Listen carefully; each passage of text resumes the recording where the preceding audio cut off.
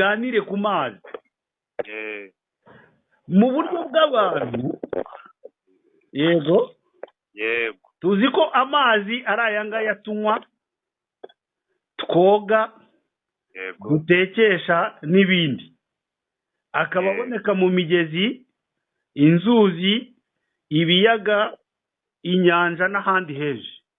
eh, Nguko uko ababyeyi bacu batubwiye amazi mu miryango yacu, yego, nguko uko mu ishuri twigishijwe amazi. None ubu ngubu turi gusoma amazi muri ibi gitabo cya Bibiliya mu buryo bw'Imana, nibyo? yego, Reka noneho mbabaze, ese koko uko namwe mubyumva, uko ababyeyi bawe bakwigishije, nuko mwarimu yakwigishije mu ishuri, natwe mu bantu b'Imana dukomeze tukwigishe gutyo, nta kintu ushaka ko gihindukaho? oya, ni ukuvuga ngo iby'abantu, ibyo mu ishuri byose n'iby'Imana byose ni kimwe. kose wa mugani, ibintu ntabwo byagakwiye no guhura rwose. hari ibyo byo nta none mpamvu. se ubundi yaba gusa Imana ubundi yaba yaraje kutubwira icyo amazi dusanzwe tunayazi hano ku isi Niba twarigishijwe n'ababyeyi, n'ababyeyi, yego, tukiga no mu ishuri, Imana itagize ikiza kutwongereraho gitandukanye n'ibindi, yaba iri kutwigisha iki? n'undi yarabishyizeho bisanzwe. Dusanzwe dufite abandi bigisha. Bivuze yuko rero iby'Imana tugomba kubikuramo ubundi bwenge, cyangwa tukabyumva mu bundi buryo butandukanye n'urw'ababyeyi bacu n'ibyo twize mu ishuri. Bityo rero kugira ngo dusobanukirwe amazi, tugomba kwifashisha igitabo cya Bibiliya, kuko noneho tugiye kumenya amazi bitandukanye n'ibyo twigishwe n'ababyeyi, bitandukanye n'ibyo twize mu ishuri. Yego, reka noneho twifashishe igitabo cya Bibiliya, dusome mu Itangiriro igice cya mbere umurongo wa 6 kugeza ku wa 7. 6 igice cya mbere cy'Itangiriro, umurongo wa mbere wa 6 tugeze ku wa 7, ni 20 gusa. Imana iravuga iti habeho isanzure hagati y'amazi, bigabanya amazi n'andi mazi. Yego, Imana irema iryo sanzure, igabanya amazi yo mu isi, yo munsi, yego, Imana irema iryo sanzure, igabanya amazi yo munsi y'isanzure n'ayo hejuru yaryo, biba bityo. Okay, reka duhere noneho mu bumenyi bwacu dufite dukomora ku babyeyi nubwo dukomora mu ishuri. Isanzure ni isanzure ni hano hejuru mu kirere haba inyenyeri n'ukwezi. Noneho niba koko isanzure bari kuvuga ari hano hejuru mu kirere, ni ukuvuga ngo hejuru yabyo, aho twe tutabona n'ijisho, hari amazi abayo. Reka ariko tuvuga. Yego, hakaba ari amazi yo hejuru y'isanzure. Noneho munsi y'isanzure ubwo haba hehe? Ubwo ni hano hasi, ubwo ni hano ku isi n'ubundi. Byaba ari hano ku isi? Ubwo byaba ari. Yego, byaba ari hano ku isi. noneho naho hakaba hari amazi. Yego, hakaba hari amazi yo munsi y'isanzure n'ayo hejuru y'isanzure. Yego, none dukoresheje ubwenge bwacu, ayo yo hejuru y'isanzure murumva yabiki? dukoresheje ubwenge, si yaba amazi y'imvura se? ubwo yaba ari amazi y'imvura. si yaba ari amazi y'imvura? koko ari aba niyo aba ari hejuru. Yego, none se niba twarize mu ishuri, bigishijwe ko kugira ngo imvura ibeho ituruka hejuru cyangwa ituruka hasi? Ituruka hasi. Byaba twigishije batwitira ngo habaho evaporation, ngo umwuka izuba rigashyushya amazi, amazi akazamuka umwuka wajyanye kugahura n'ubukonje, hanyuma ubwo bukonje bugatanga amazi akonje akagaruka hasi. N'ubundi ni nako bibi. None se ubwo niba twavuze ko amazi yo hejuru y'isanzure ari imvura, urumva imvura ari amazi yo hejuru cyangwa n'amazi yavuye hasi? ahubwo nayo hasi. bikwereke rero yuko tugomba kugira ubundi bwenge bw'Imana aribwo tugiye kumenya turi buze kudufasha kumenya amazi yo hejuru y'isanzure n'ayo munsi yaryo ariyo. ni ukuvuga ngo tubonye ko hari amazi y'uburyo bubiri, hari amazi yo munsi y'isanzure n'amazi yo hejuru yaryo. niba noneho isanzure ari hariya hejuru nk'uko dusanzwe tubizi twize mu mashuri no mu bwenge bwacu, amazi yo hejuru y'isanzure ubwo yaba ari amazi y'imvura.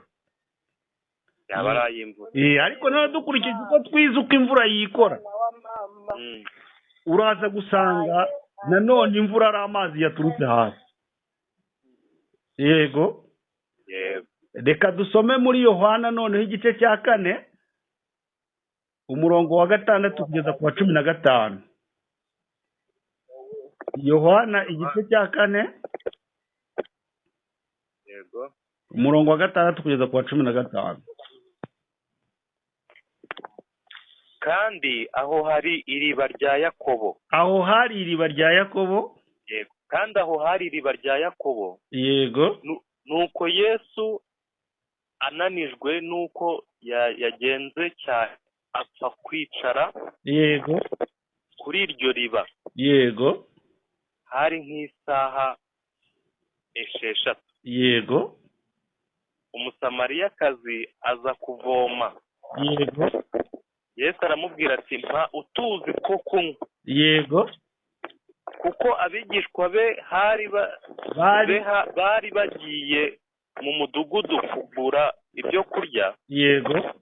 Umusamariyakazi aramusubiza ati ko uri umuyuda nkaba umusamariyakazi uransaba amazi ute?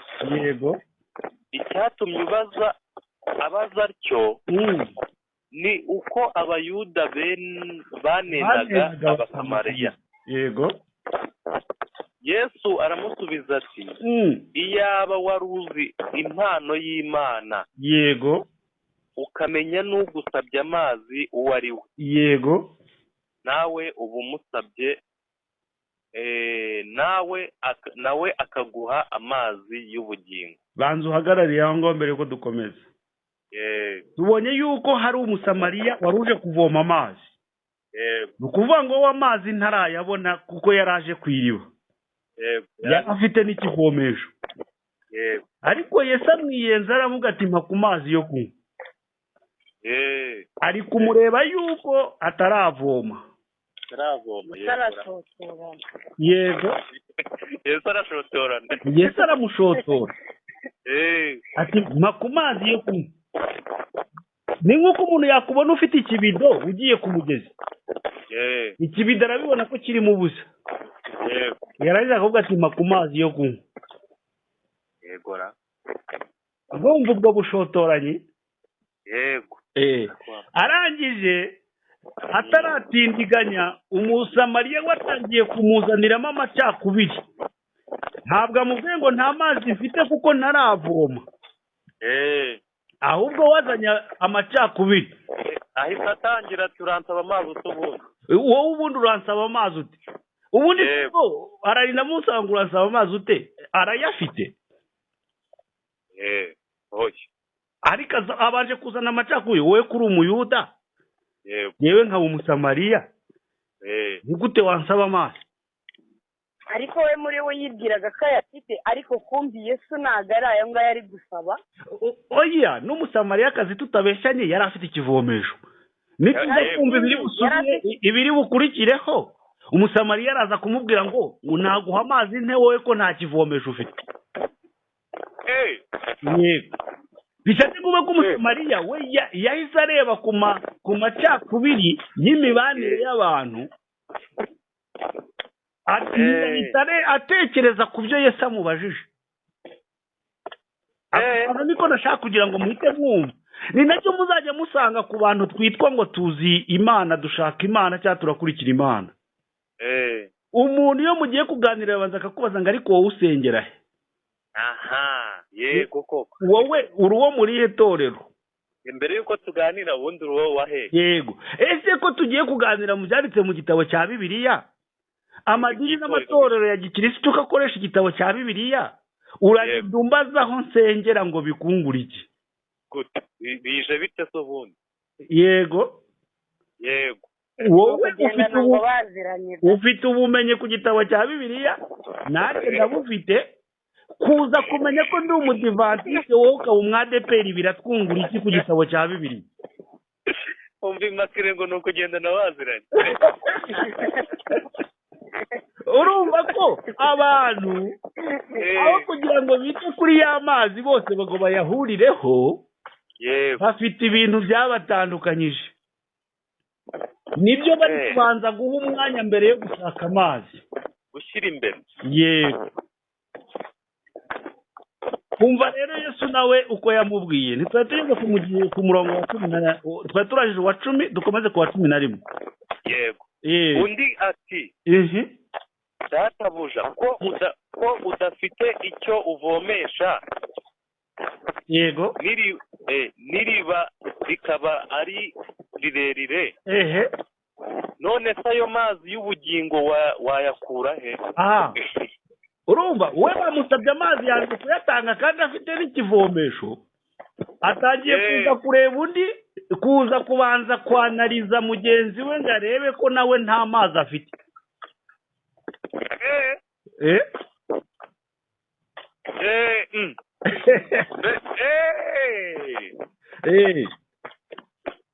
atangiye kwanariza wowe utangiye kwanariza mugenzi wawe urebe ibyo umurusha n'ibyo utamurusha ikibazo gihari ko ari amazi izo analize n'izi yego 12 mbese ye uruta sogokuruza Yakobo yego ukuriye iri riba kandi akaba yaranywaga amazi yaryo ubwe n'abana be n'amatungo ye urumva noneho umusamariyakazi atangiye kureba ibyo afite n'aho abikomora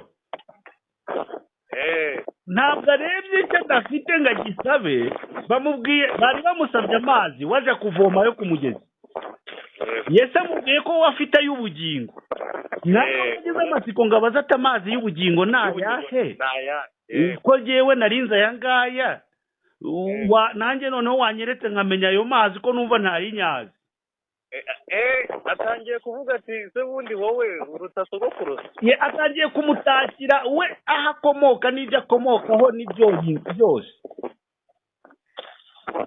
yego urasanga iki kiganiro hagati y'umusamariya natwe uko duhura dukoresha igitabo cya bibiliya ariko n'ahandi tumeze yego 13 rero karame telefone uyifite mu mufuka ko numva iri kugera hari kuzamo umuyaga n'umuyaga arasa nk'aho ari umuyaga uri kugenda oya ikure mu mufuka ubu muri kunyumva neza aho ni sawa rwose very clear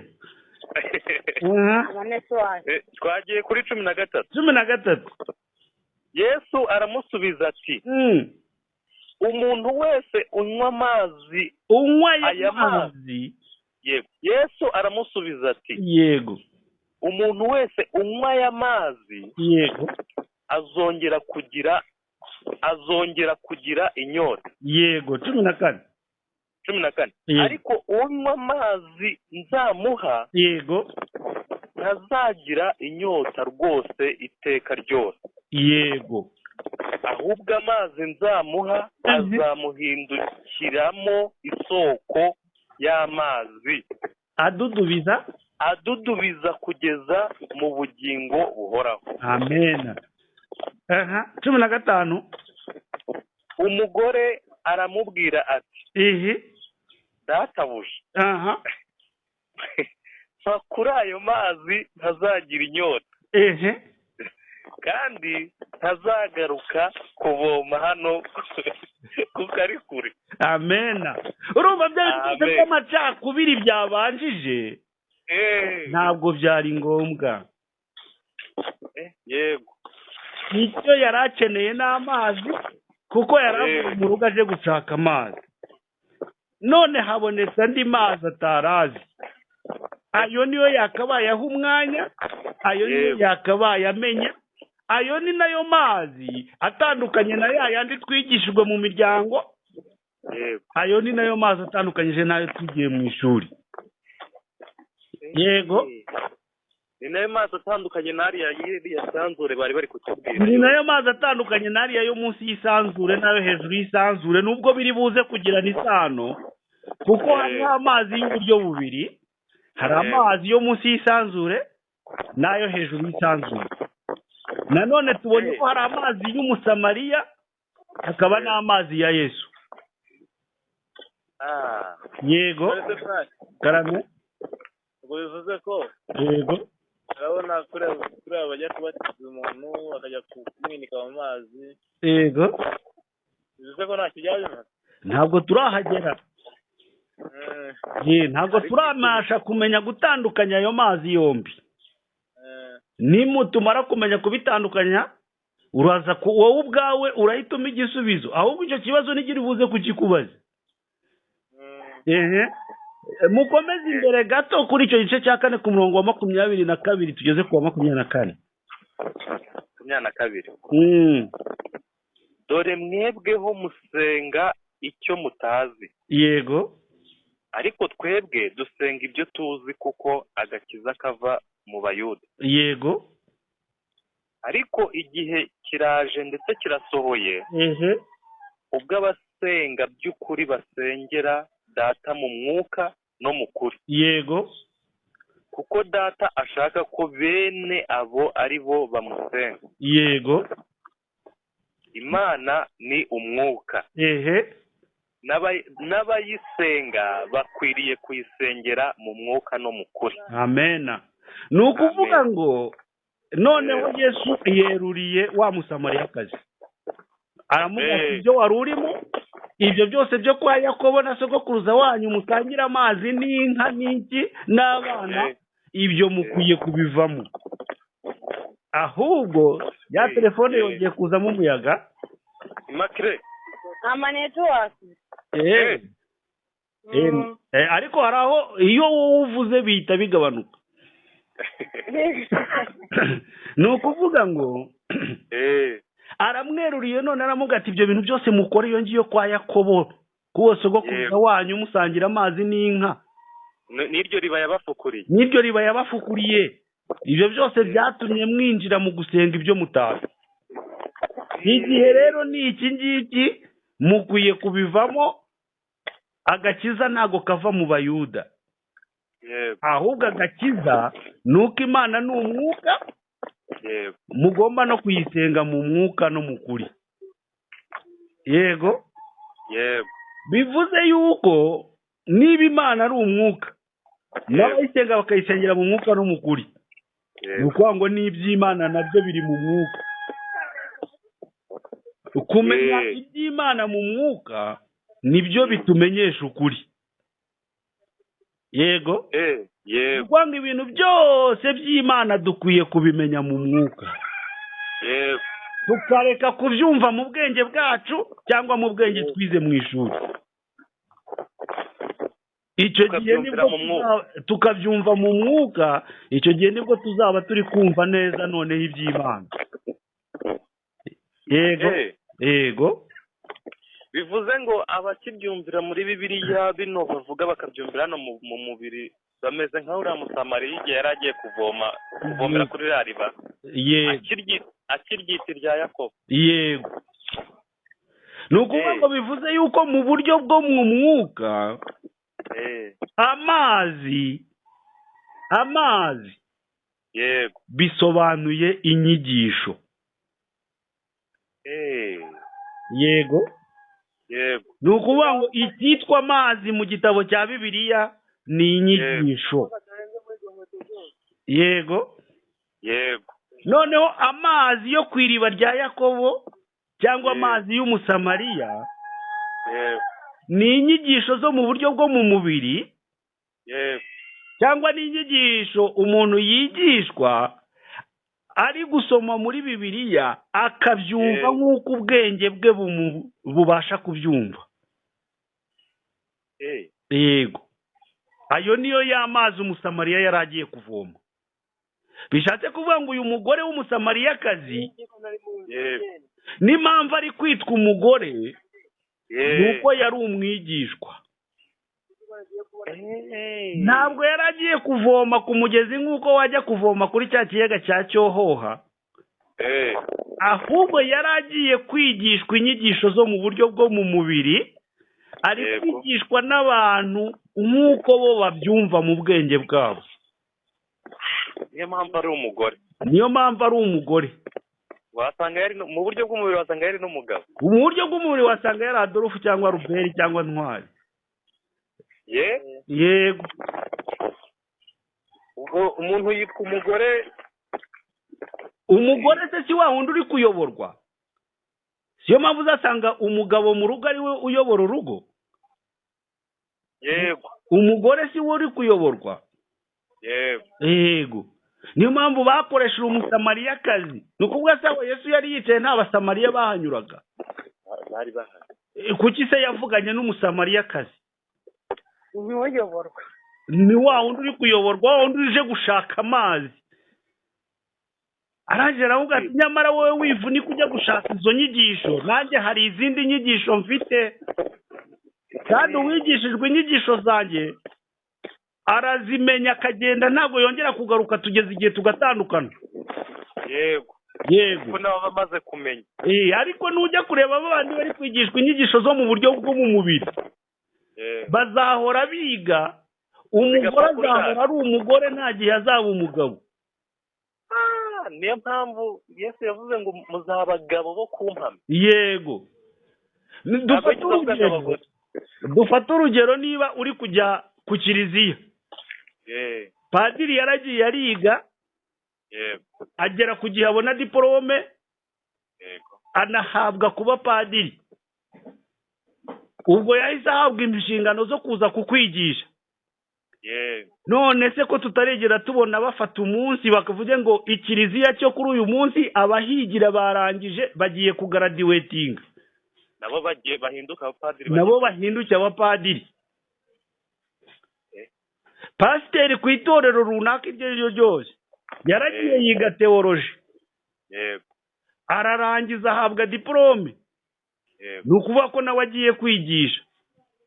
Kuki tutarumva batubwira ngo kuri ADPR yaha naha uyu munsi minisiteri y'uburezi ifatanyije n'abandi bose bashinzwe uburezi barajya gutanga diporome kuri ADPR yaha naha, cyangwa kuri Zion cyangwa kuri Restoration, ayo madini n'amatorero yayo, kandi abantu bayigishaho bose bafite amadiporome.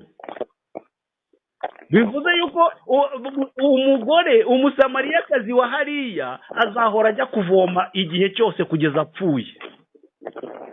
Ntabwo azigera nawe ajya gutanga amazi cyangwa ngo nawe abe umugabo, abe umusamariya aho kuba umusamariyakazi. Yego.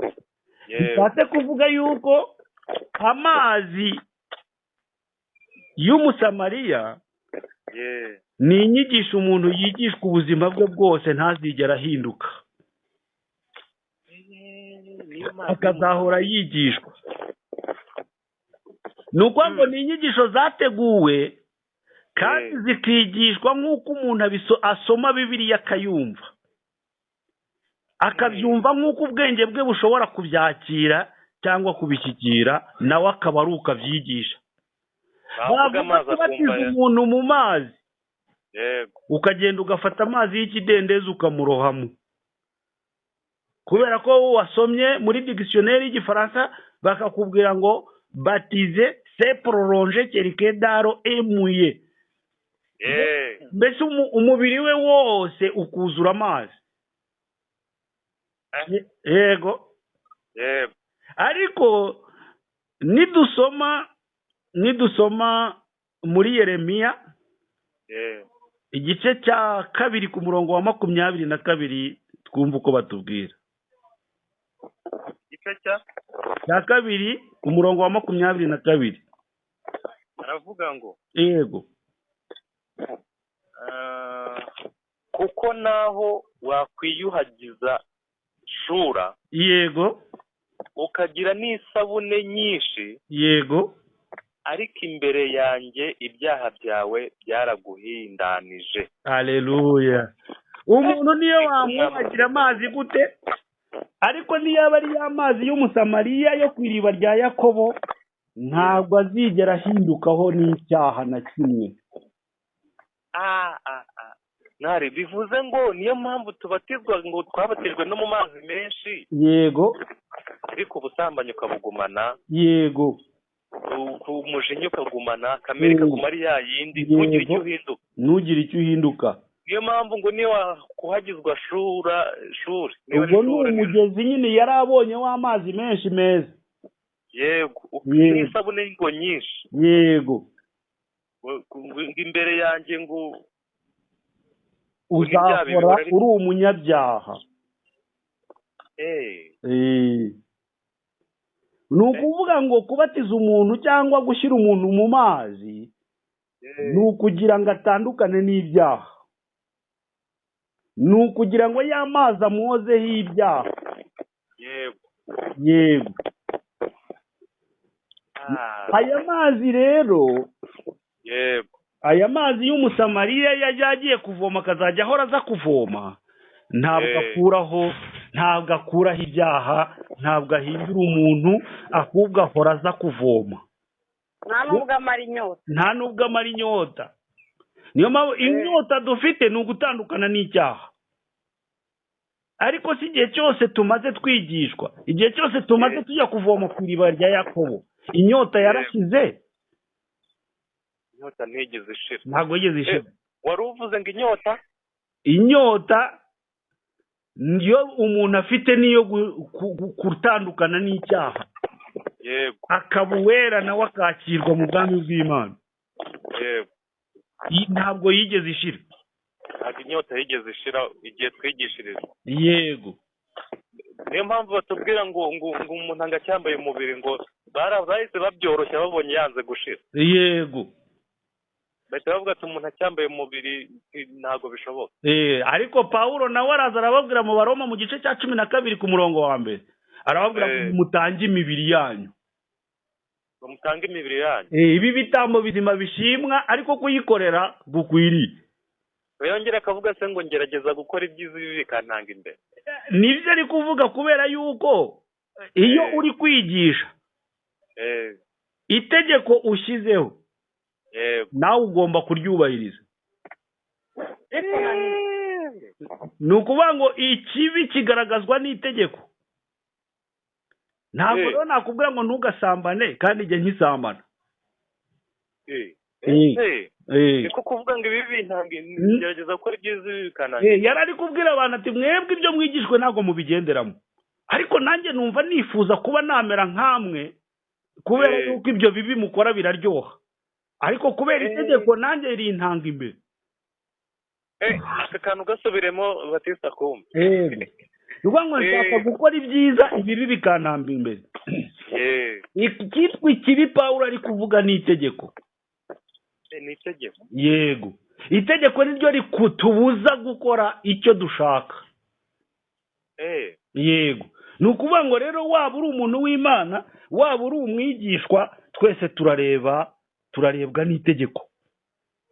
Ni nayo mpamvu iyo nsanze hari icyakunaniye ndakubwirana, ariko wibwira yuko dufata urugero, niba tuvuze ngo ntimukanywe inzoga, jewe uri kukwigisha naraziretse, ariko se nuko nyobewe uburyohe buzirimo, cyangwa nuko ndi kuzireka kubera itegeko? Ni naho nakakubwiye ngo erega nanjye kunywa ndabizi ko biryoha, ndetse nanjye ndabishaka nananywa, ariko nirinda kunywa kubera kubw'itegeko. Yego. Ikibi kiri gutuma nanywa n'iki? Ni itegeko. Noneho Pawulo nta cyaha yari afite, nta n'ibyaha yari afite. Pawulo avuga ngo ngerageza gukora ibyiza. Pawulo ni ukuvuga ngo yari yaramaze guhabwa amazi ya Yesu. Yego. Reka tuba ariyo tugeraho ubu. amazi ya yesu cyangwa amazi y'ubugingo ni inyigisho zo mu buryo bwo mu mwuka zihuza umuntu n'imana. Izo nyigisho ni ubusobanuro bw'inyandiko za bibiliya mu buryo bwo mu mwuka guhera mu itangiriro kugeza mu byahishuwe. yego Bishatse kuvuga ko umuntu ufite bibiliya imwe buriya hariho n'indi ya kabiri yishwemo atayizi. Niba utunze bibiliya imwe buriya n'ebyiri utunze, niba uyizi mu buryo bw'inyandiko ntabwo wowe uramenya iby'Imana yakwandikiye birimo, kuko ugomba kubona n'indi ya kabiri. Ni ukuvuga ngo amazi yo ku iriba rya Yakobo bigisha bibiliya mu nyandiko, amazi yo kwa Yesu bakayisobanura mu mwuka. Ni ukuvuga ngo niyo mpamvu dukwiye gufata umuntu wajyaga gushaka amazi ku iriba rya Yakobo tukamuzana akafata nayo kwa Yesu, hanyuma inyota ikarangira. Yego nawe umuntu uzaguma ku iriba rya Yakobo, niyo mpamvu hariya muri Yohana igice cya 4 umurongo wa 22 yavuga ngo mwebwe musenga icyo mutazi, kuko amwibwira ko agakiza kava ku Mayuda, ariko igihe kirasohoye.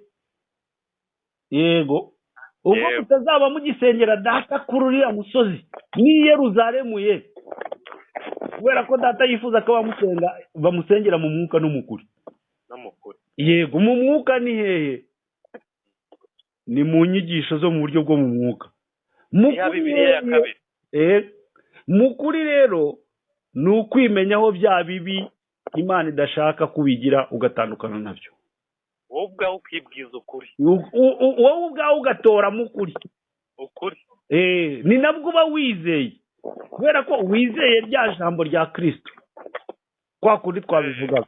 Yego icyo uhanuriwe rero mu ijambo rya Kristo, icyo nicyo kiba ari ukurikirana sohora byanze bikunze.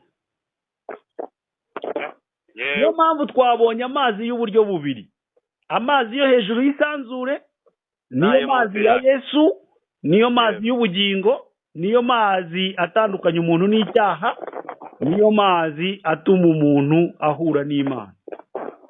Amazi yo munsi y'isanzure niyo mazi yo mu iriba rya Yakobo, niyo mazi y'umusamariya, niyo mazi adatandukanya umuntu n'icyaha ngo ashireho umwanda. Umwanda dufite ni icyaha. Yego kose wa mugani mwari uko usanga umuntu asomewe bibiliya, yego ugasanga umuntu abaye mu itorero yize n'ibyo bita za nyigisho zo ku cyumweru z'abana, za Sunday school, akazikuriramo akarindaho akura. Yego akajya muri korari akagira se, akaba mu diyakoni akarindaho pasiteri, ariko kamere kiri yayindi. Ahubwo se wagiye kumva ukumva ngo pasiteri yatandukanye n'umugore we? Yego kandi kumva ngo pasiteri yabyaye umwana hanze. Noneho n'igitangaje ugasanga ise na nyina bose babaga muri iryo torero. Yego ariko ukumva arivukiyemo arikuriyemo, ugasanga afite ahantu yabyaye umwana. Yego akanazarinda rikuriramo akaripfiramo nta n'abantu noneho anigishije cyabwirije ibyo yize. Igisubizo urahita ukiha, nuko bajyaga kuvoma ku iriba rya Yakobo. Nuko babatijwe mu mazi ya Yakobo. Nuko basomye iyi bibiliya. Nuko batigeze batoragura. Hari akantu ntwari yigeze kumbwira ngo kujya gutoragura ibuye mu mugezi wa Yorodani.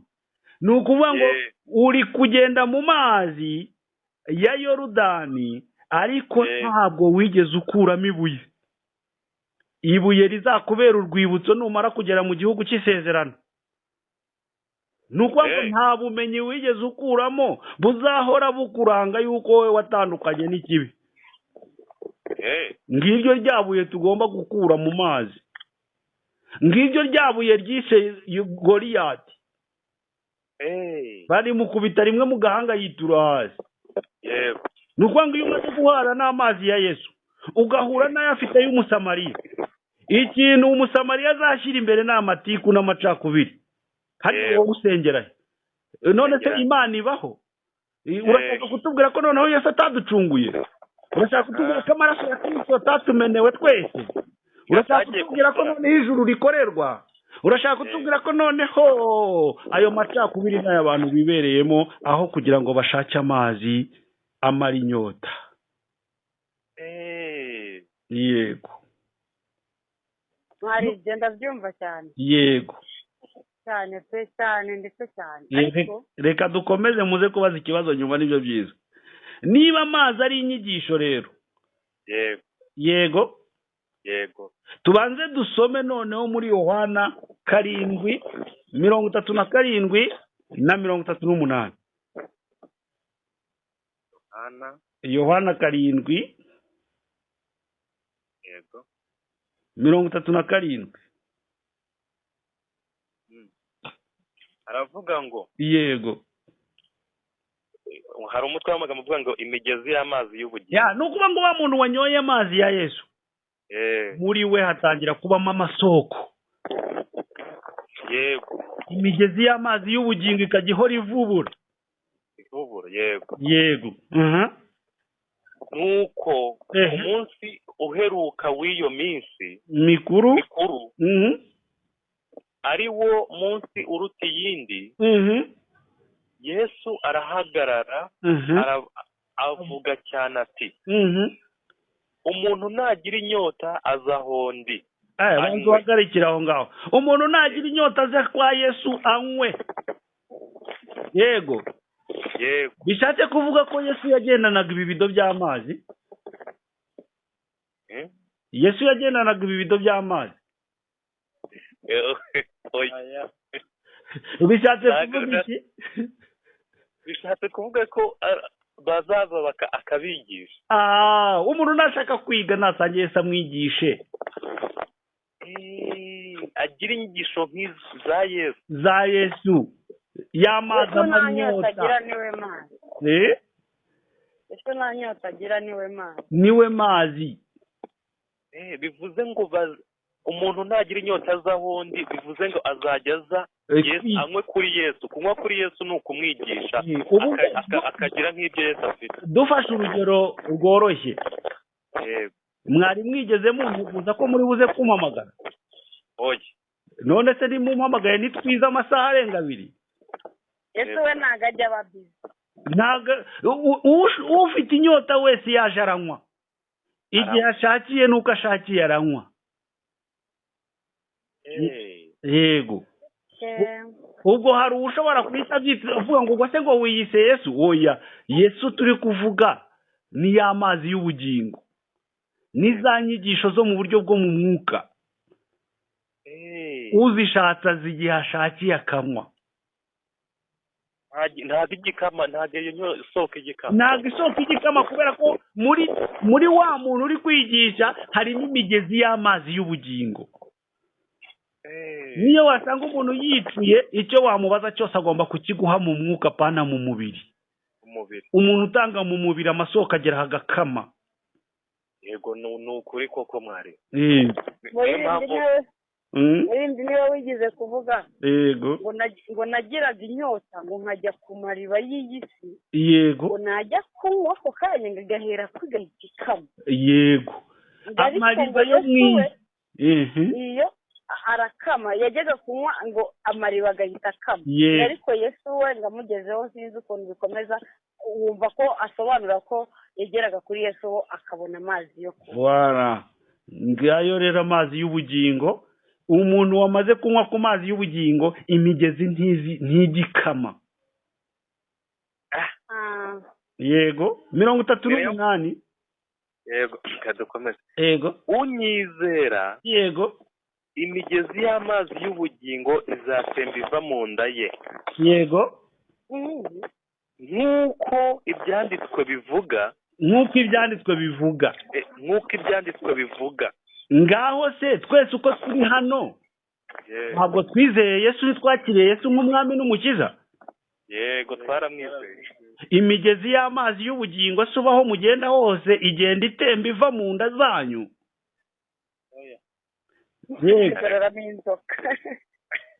yazatuniga yazuzura ikatunika ikadu.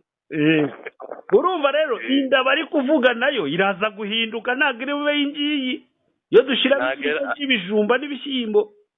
niyo yayindi Eliya yariye se akayigenderaho amajoro 40. Yego. Barakuvuga ngo niba amazi ari inyigisho, yego, inda izaba ari ubwenge n'ibitekerezo by'umuntu. Kubera yuko urimo kwinjiza inyigisho mu bwenge no mu bitekerezo byawe. Bivuze ko umuntu rero wizeye Yesu ugomba kumenya inyigisho zo mu buryo bwo mu mwuka, ikintu cyose ukakimenya mu mwuka, umubajije ukamusubiza mu mwuka, mbese imigezi ikajya ifungukaho igihe cyose umuntu afitiye inyota akanywa.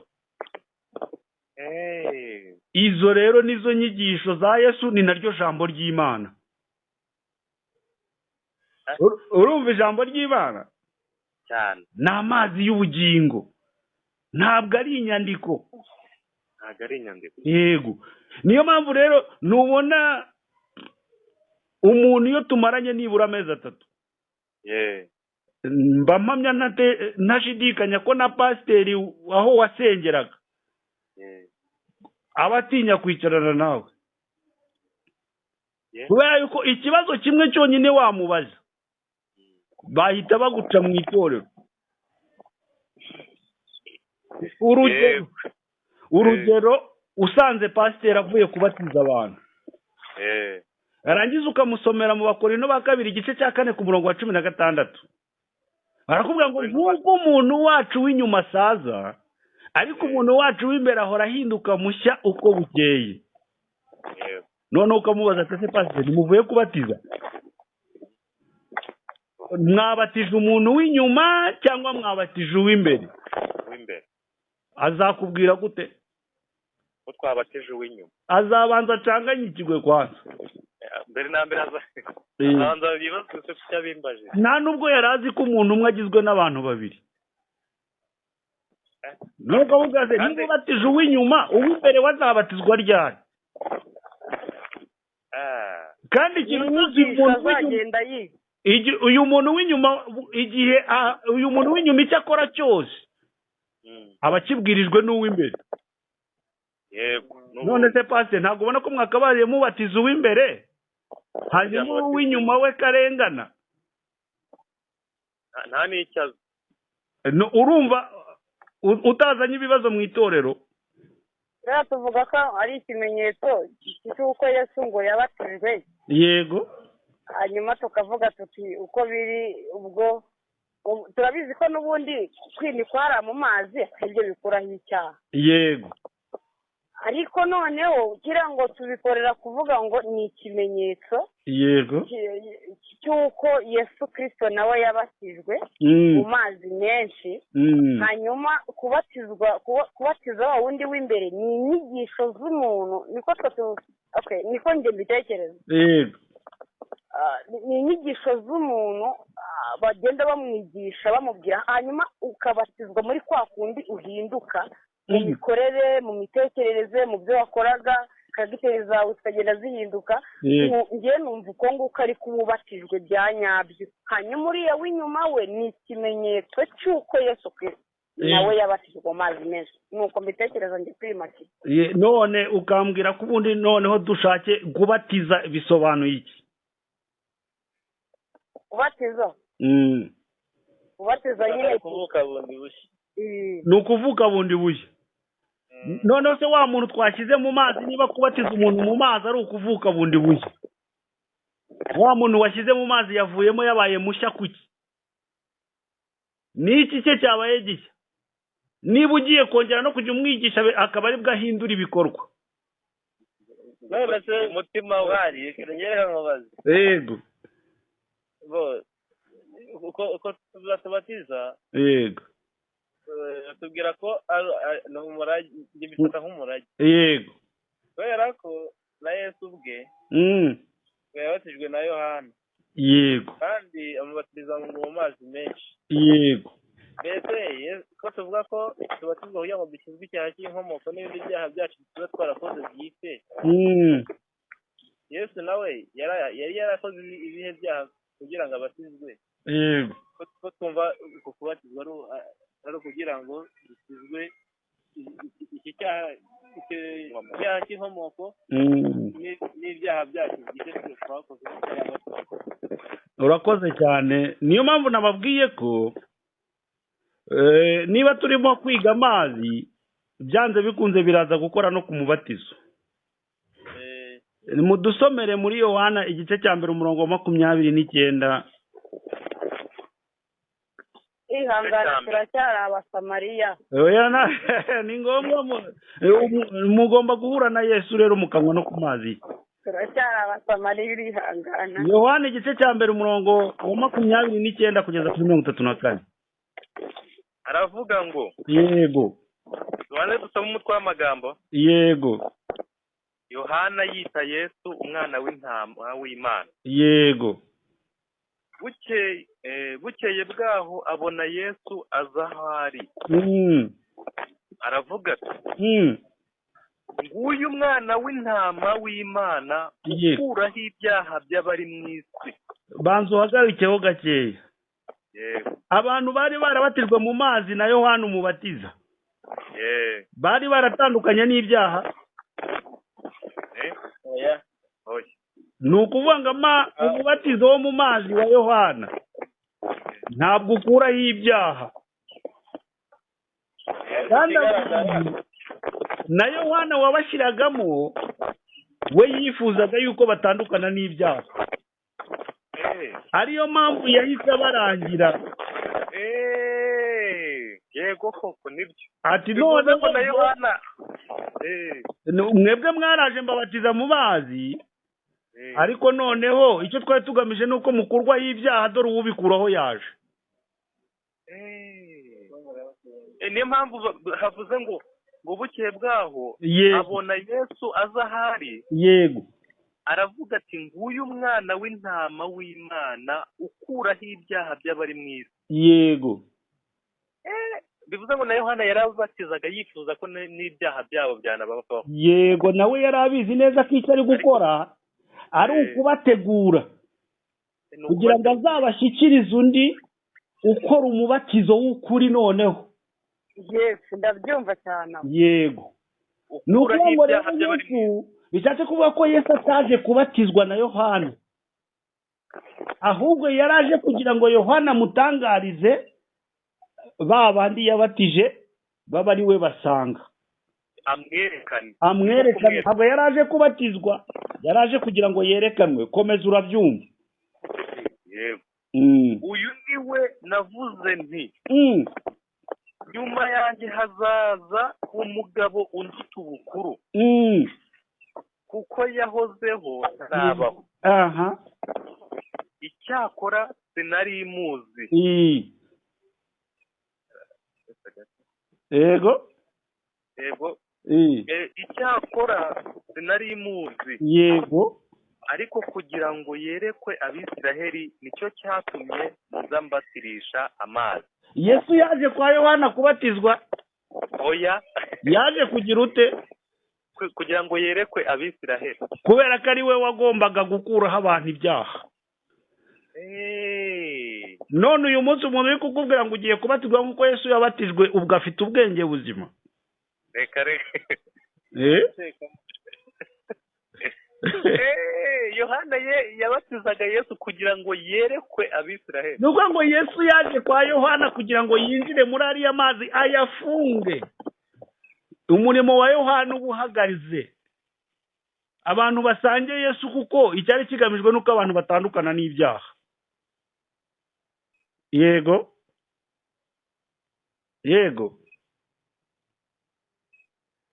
turi hamwe. jewe ngira ngo wowe wavuyeho ariko wenda kumva.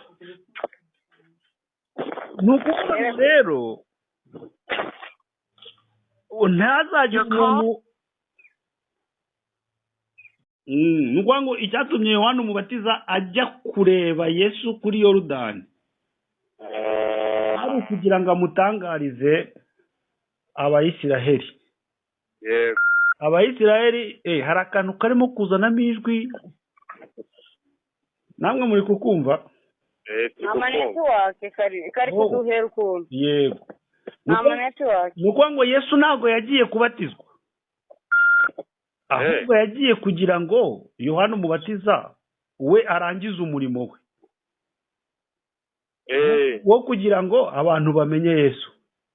Yego ni nayo mpamvu kugira ngo amwerekana mugaragaze. Yego ni nayo mpamvu amadini n'amatorero akora umurimo wa Yohana umubatiza.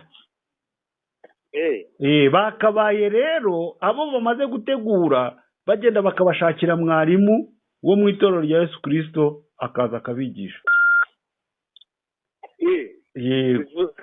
bivuze ngo abantu batizwa muri aya mazi ni umurimo wa Yohana ababatiza. Ni umurimo wa Yohana. Bakabaye babamenyesha yuko inyuma ya Yohana hari undi uhari. Uwo wundi rero ni wa wundi ugiye kuzana ijambo ry'Imana mu buryo bwo mu mwuka. None rero bo barabikubiye babagira babo bibatera kujya kwikorogoshorera mu rutare kwa kundi twabibonye. Ahubwo se ubu baba bari kugira ngo bagaragaze nde? Ntago babizi ariko nk'uyu munsi pasiteri yakaba yamara kubatiza umuntu yagize akamurangira aho ajya kwigira mu itorero rya Yesu Kristo. Yego kuko niho hari gukomereza umurimo wa Yesu. Ni ukuvuga rero ngo iyo wigishijwe mu ijambo ry'Imana cyangwa se iyo uri gusoma muri Bibiliya ugomba gusobanura mu mwuka. Kuko ngo rero iyo wamaze kugira amazi y'ubugingo wigishijwe mu mwuka ikibazo cyose bakubajije umugezi urafunguka ugahita igisubiza udategwa. Yego urabona nk'uko amazi asohoka mu isoko niko nawe ugomba gusubiza udategwa nta kigutangira kuko amazi yasohoka mu isoko nta kiyatangira. Muzabibona rero umuntu ufite amazi y'ubugingo iyo umubajije ikibazo muri Bibiliya umugezi uhita ufunguka akagusubiza mu mwuka no mu mubiri adategwa akaguha n'umurongo wa Bibiliya ushimangira ibyo yakubwiye.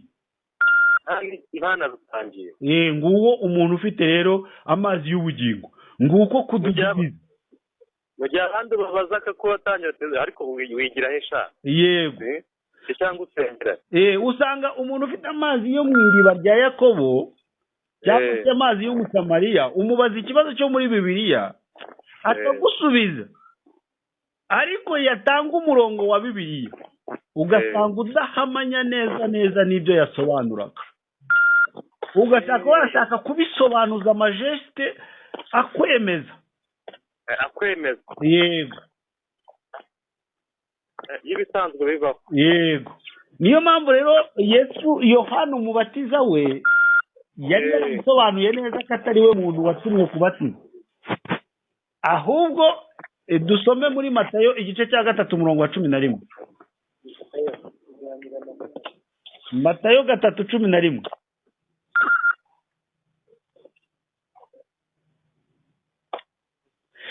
Harya nijye uri bubasomere? No dusomera telefone atakoreshaga yazi. Matayo 3:11. Nari mbyibagiwe ko nabonye ikiraka.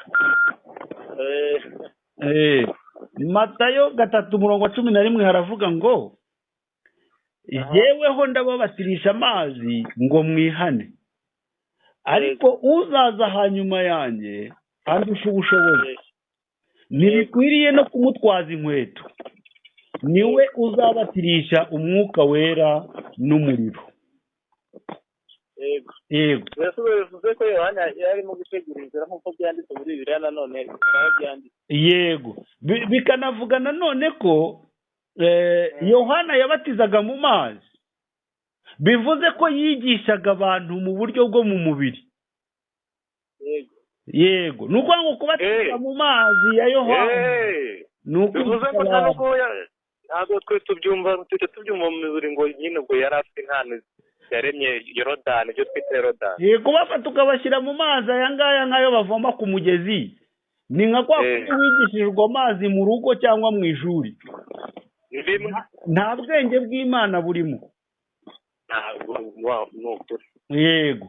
Noneho ni ukuvuga ngo kubatizwa nk'uko Yohana yabatizaga, ni kwigisha umuntu ijambo ry'Imana mu mubiri nk'uko uri kubisoma muri Bibiliya.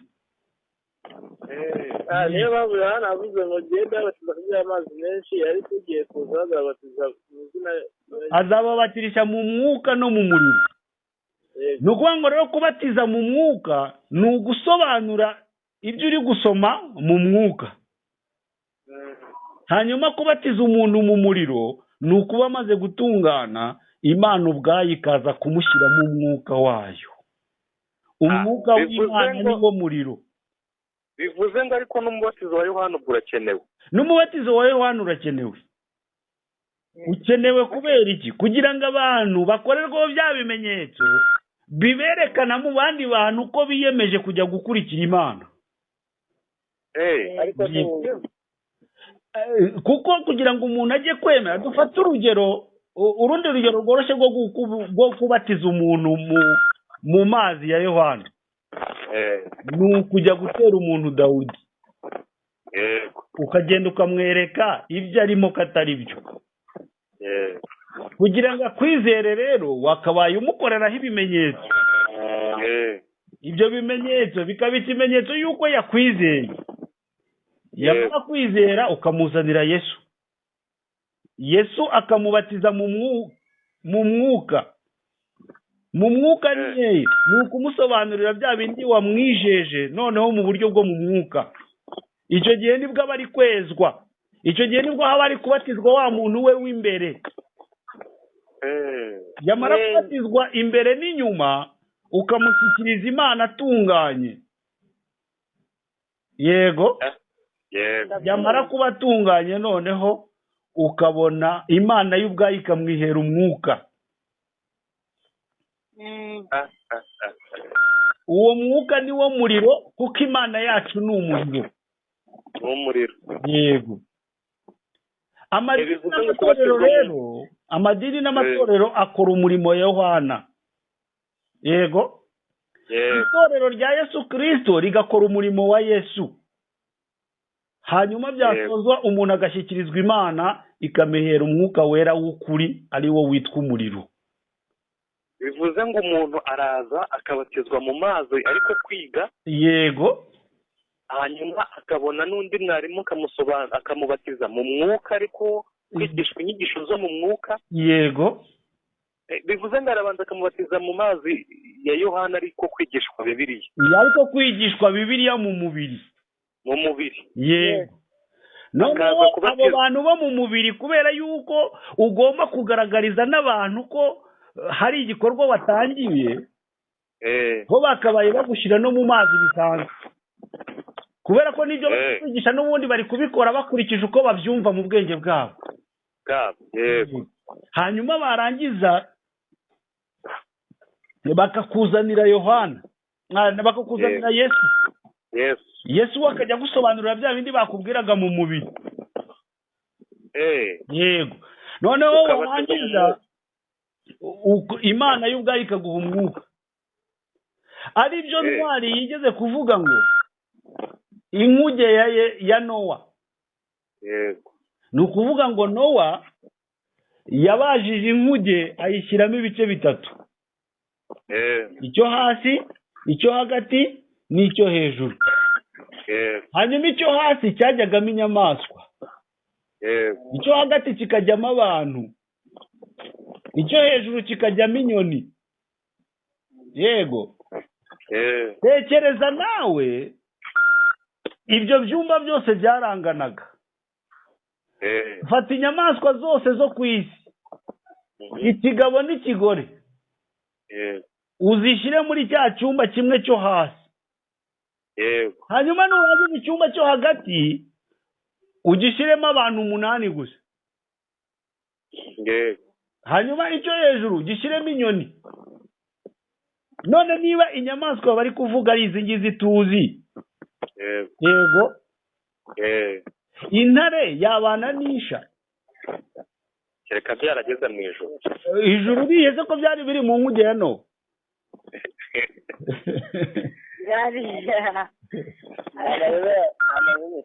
Ntabwo wumva ko inkuge nayo na kwa kundi kuyubaka na ya mvura iri bugwe biri bube ari ibindi bintu. Yego, nitugera kwa Yesu tuzabyumva bitandukanye nuko twabyumvaga kwa Yohana. Yego. Reka dusoreshe umurongo uboneka muri Petero wa mbere igice cya 3 umurongo wa 19 kugeza ku wa 22, hanyuma mubone kumbaza ibibazo byose mushaka bijyanye n'amazi n'ibindi byose biyakoraho. Turasoma Petero wa mbere igice cya 3 umurongo wa 19 kugeza ku wa 22.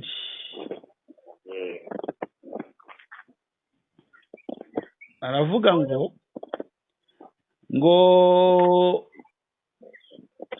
niwo yabwirishije imyuka yo mu nzu y'imbohe ya yindi tumviraga Imana kera, ubwo kwihangana kwayo kwategerezaga mu minsi ya Nowa inkuge ikibazwa.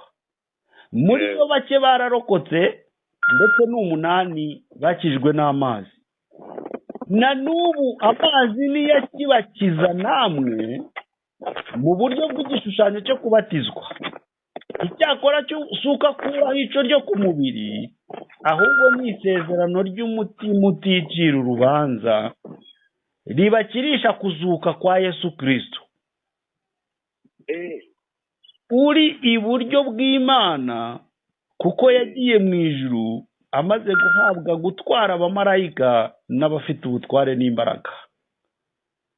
Urumva ni ukuvuga ko kubatizwa, yego, uziko iryo jambo risomye wajyana ibishya ni rishya ku murongo wa niyo akidukiza. Na n'ubu amazi niyo akibakiza namwe mu buryo bw'igishushanyo cyo kubatizwa. Yego. Icyakora ukakuraho ico ryo ku mubiri. Batace kuvuga ngo aya yo ku mubiri ntacyo amaze, ahubwo ni isezerano ku Mana ry'umutima uticira urubanza ribakirisha kuzuka kwa Yesu Kristo. Yego. Nukuvuga ngo kugushyira mu mazi aya ngaya agaragara ntacyo bimaze, kuko ntabwo bari gushaka kuva ico ryo ku mubiri, barashaka ko hava ico ryo ku mwuka, ryo mu mwuka, bikakubera ikimenyetso yuko umutima wawe utakukigucira urubanza. Mu bwenge no mu bitekerezo byawe ikintu cyose gishobora kugucira urubanza ntiwongere kugikora. Icyo gihe rero nguko kubatizwa ngako akamaro k'amazi. Amazi ni inyigisho. Yego.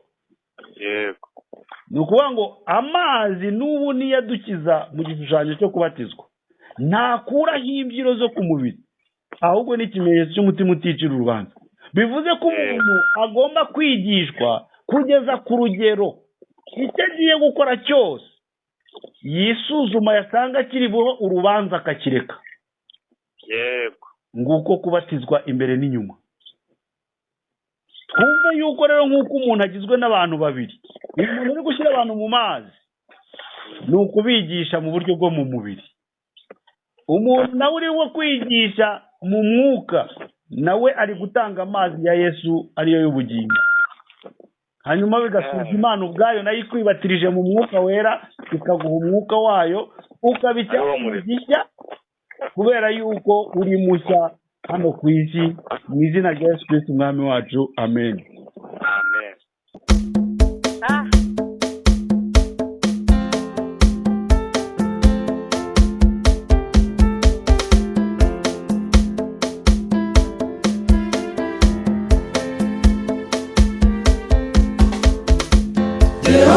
Imana yacu ibwira abantu bana banjye mwe mujye mwibuka ijambo